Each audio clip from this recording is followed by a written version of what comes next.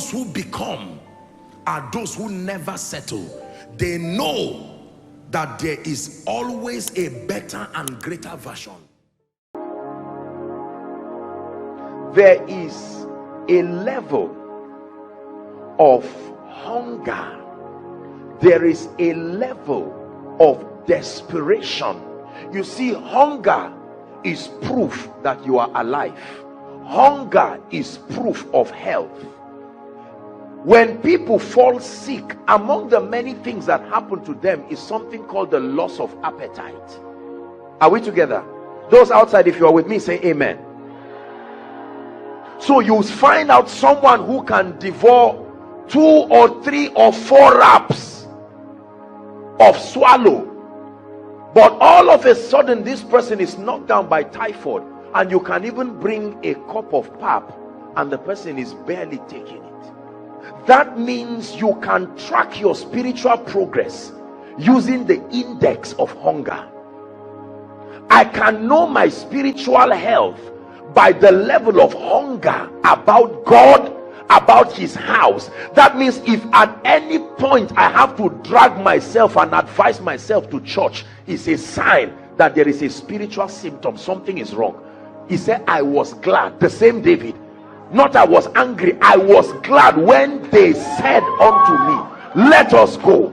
Because there is something about the house of God you don't find in a bank. There is something about the house of God you don't find in a movie theater. The acoustics may be the same. The vocal prowess of the communicators may be the same. But the presence factor, that factor, I was glad when they said unto me. Is God blessing us already? So that there is a measure of passion and hunger. You see, the way God deals with us is that every time he wants you to know him more, the first thing he does to you is that he brings a bit of the dimension he wants to introduce you to, and then he hides it back. It is his system of luring men.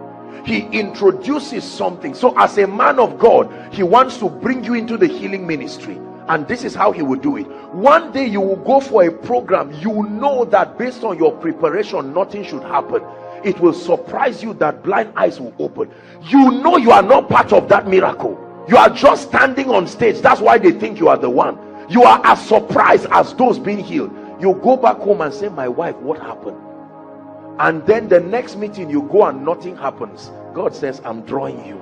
Come and let me show you the secret that makes that realm your permanent habitation. That's why the Bible said, oh, taste.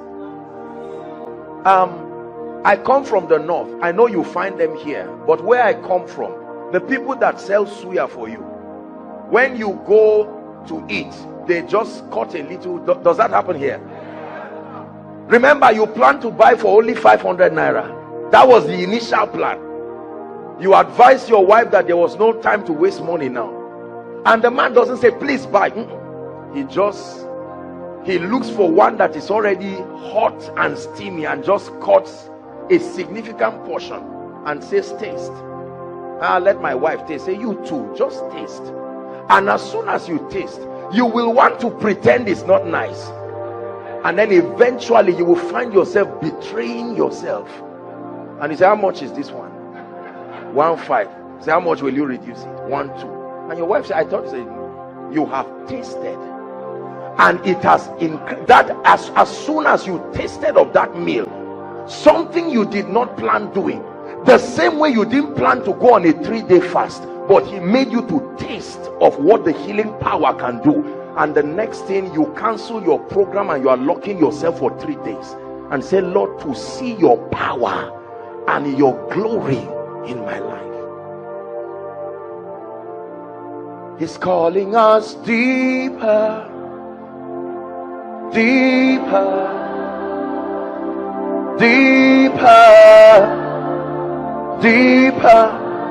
He's calling you deeper, deeper, deeper.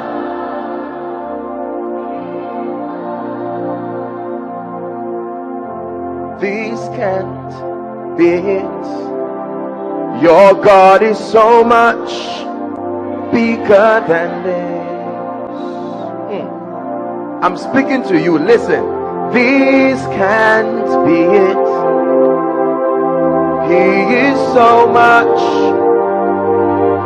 For many of you, it's going to be like God has been seeking you. He's been, you know how a man is looking for a woman.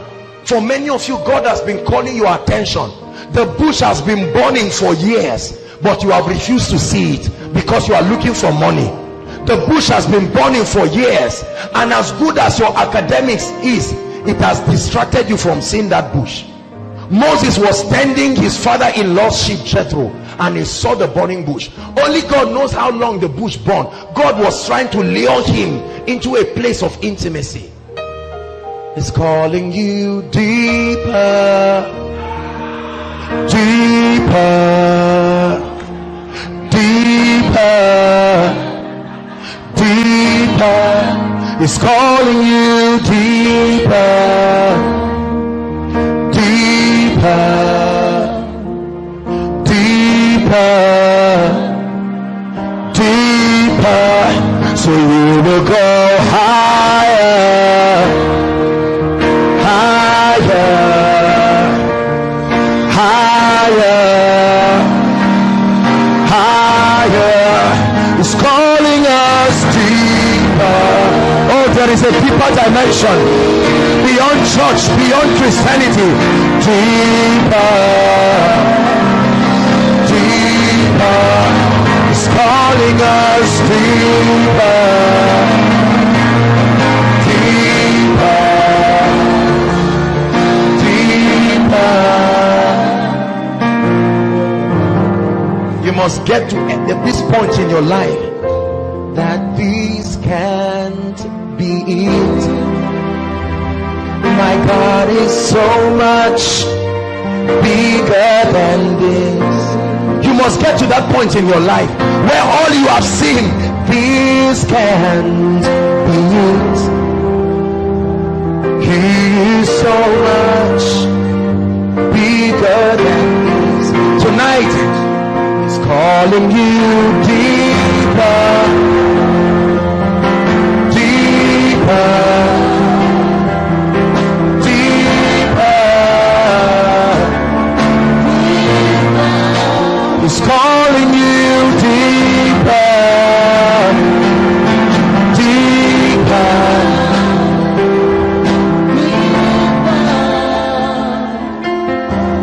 No matter what else leaves your life, if His presence is still with you, nothing has left. Let the guy go, no problem. Tell him goodbye, thank you, go.